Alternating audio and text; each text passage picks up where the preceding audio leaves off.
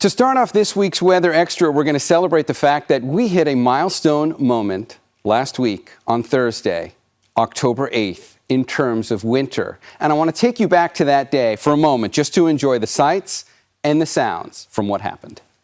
There you go. There you see it right there, sticking on the roadway just above 7,000 feet along Highway 50. Wasn't a lot to it, but this was the first snow of the season this year. You can see it coming down in front of the sign for Sierra Tahoe, a location where not that long ago it was fire. This is within the footprint of the Caldor fire. It burned right through here, and it was at even a little lower than 7,000 feet. The first widespread sticking snow in the Sierra of the season. We got about 2 inches in some places on the road. And this brought up some obvious questions like, what does this mean for the rest of the winter? If we've already gotten snow falling in the Sierra like this in early October, is that a sign of anything? Well, let's do our best to answer that question. Let's go back over to the weather computer. I want to show you what we looked like the next day. That is October 9th, Friday. And you can see clouds in the Pacific. You can see a very brown and dry California. And then over here, you see the snow, which stuck around for a couple of days anyway, up at the higher elevations. This is good, but this is by no means a harbinger or a sign of anything when it comes to how the winter is going to go. And when you want to do a long-term prediction for the winter, you don't really have a whole lot you can go on, but there are some things we can use to gauge how the entire season is going to go. There's not a high success rate when it comes to long-range seasonal forecasts. But as the years have progressed, we have gotten a little bit better, and we do have some tools at our disposal to start looking at long-range seasonal forecasts. Before I show those to you, here's one other tool that might give you a little bit of a head fake for this year so far. If you look at the last 30 days for precipitation across the state, the areas in green up here are places that have gotten perhaps as much as 140 or 150% of average rain so far for the last 30 days. Again, this is more good news. It's more hopeful news to see that. First of all, we don't get a lot of rain this time of year anyway, so to say 150% of average needs perspective. We're only talking about 2 inches of rain up there on the far northwest coast, which is great. It did help with fire season up there. But if you look at the rest of the state, we're plenty brown, and we shouldn't have gotten a lot of rain by now anyway, and we haven't really gotten much of anything measurable. So just another view of where we are so far. Those are the certainties. Here's another one. We're already seeing a developing La Nina in the Pacific. Talked about this already in a couple weather extras.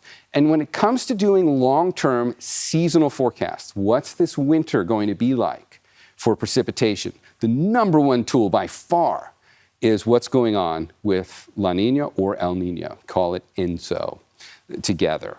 And we are going into a winter that most likely is going to be a La Nina. That's the opposite of El Nino, and you're probably familiar. El Nino usually means better rain for California, and La Nina usually means somewhat less than average rainfall, although the signal is less certain and less clear for La Nina. But the takeaway is, if you look at the long-range forecast, and now we're getting into a long-range seasonal forecast here for what the state of La Nina will look like when we get into the critical months of December, January, and February. And that's what we're looking at here. This is actually January, February, March, because you can see the small print up there, but JFM stands for January, February, and March. In other words, this is the generalized takeaway for what the sea surface temperatures will look like across the equator in the heart of winter.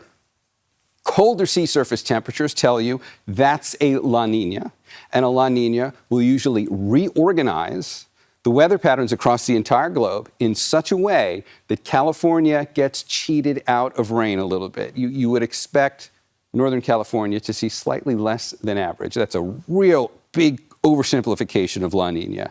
But in general, that's the idea. And right now, looking at the best models we have that take us into the long-range forecasts, it's most likely that we do have a La Nina coming our way. So there's the simplified look at what La Nina typically has for us. Below average precipitation across California. And this is the official forecast right now being put out by the Climate Prediction Center on how those critical months are probably going to go across the country as a whole. And considering how extreme our drought is, this is not good news. not only do we not need below average, we need an exceptionally above average year to start making up for some lost ground.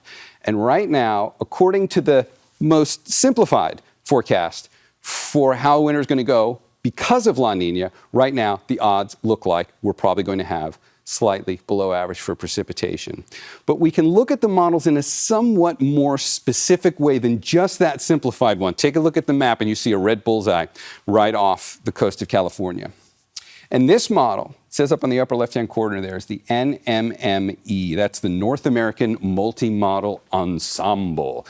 This is probably the most high-powered forecast tool that we'd have for a seasonal prediction. It takes all the ensemble, the group of all the different long-range climate models for the season, and takes the best, puts it all together into our best bet.